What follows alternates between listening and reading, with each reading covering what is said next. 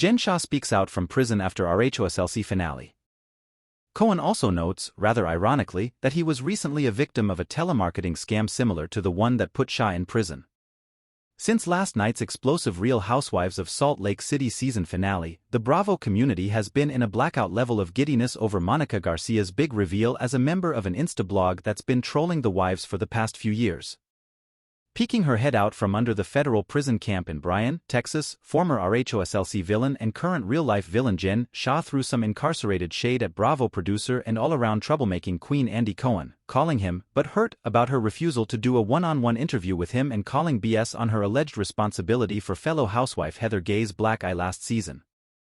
Cohen issued his own response on SiriusXM's Andy Cohen Live, dismissing Shah's interest in the feelings of his but in any interest in talking to her, period.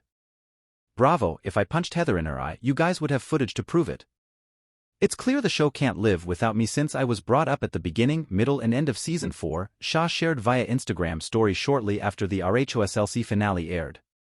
Andy is still but hurt that I turned down his 1:1 interview. Why would you sit down with someone who gave another cast member a black eye? Next story.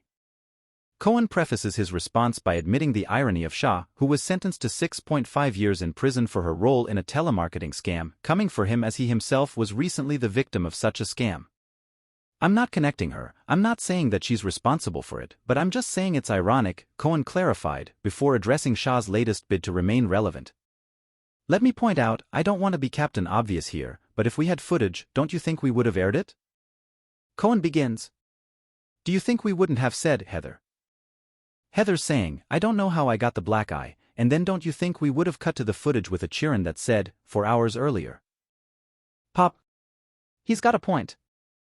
Those gorgeously messy editors at RHOSLC love to do a damning cut.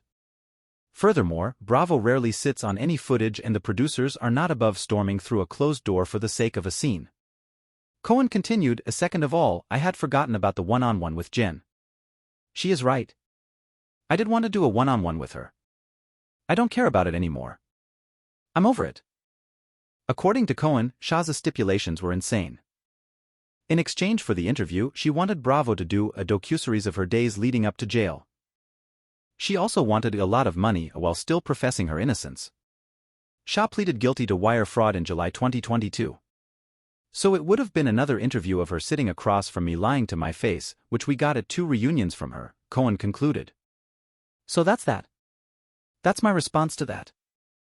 But that's hardly the end of these shenanigans.